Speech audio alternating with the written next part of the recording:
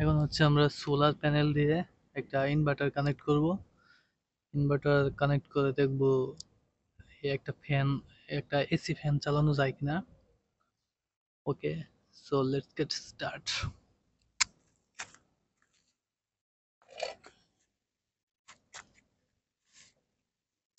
তো এটার মধ্যে হচ্ছে আমাদের লাইন দেওয়া আছে, এখানে হচ্ছে আমরা ইনভার্টারের লাইন কানেক্ট করব।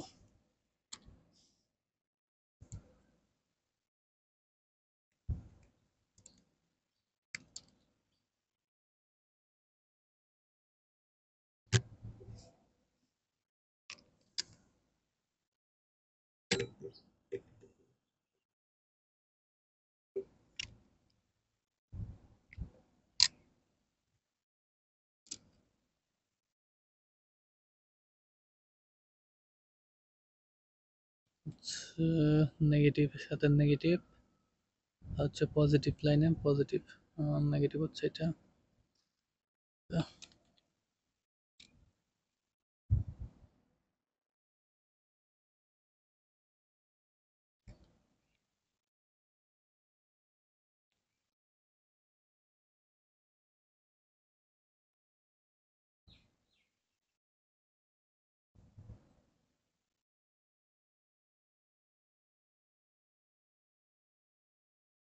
পজিটিভের সাথে আমরা পজিটিভ কানেক্ট করব।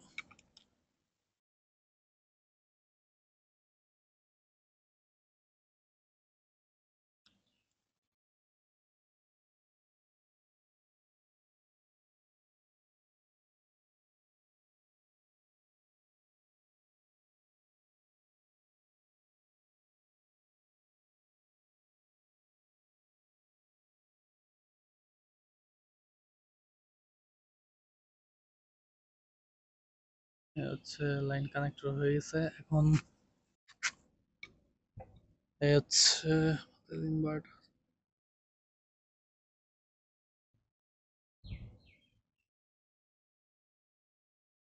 প্রচন্ড হিট হয়ে গেছে, কানেক্ট করি।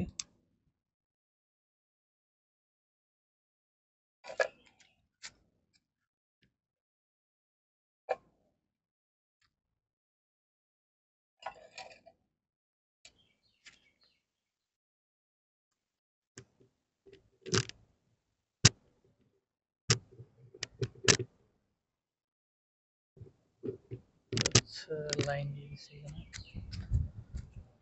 তো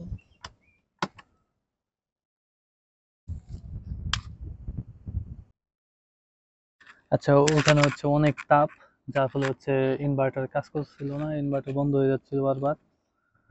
তো এখন হচ্ছে আমরা ছায়াযুক্ত জায়গায় আসছি। এখন দেখি এটা চালু করা যায় নাকি।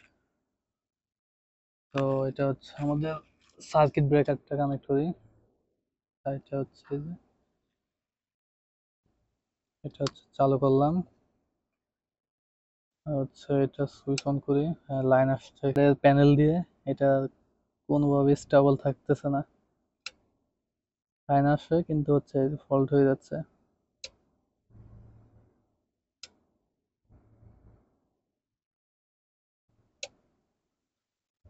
আচ্ছা, যারা এই ধরনের এই সিস্টেম করতে চাচ্ছেন তাদের জন্য হচ্ছে এইরকম একটা 1000 ওয়াটের ইনভার্টার চালাতে গেলে মিনিমাম 100 ওয়াটের একটা প্যানেল প্রয়োজন।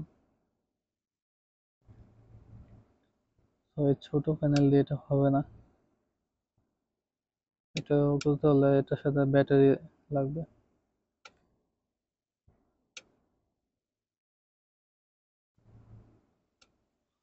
তো হচ্ছে আমি তো দেখাতে পারলাম না,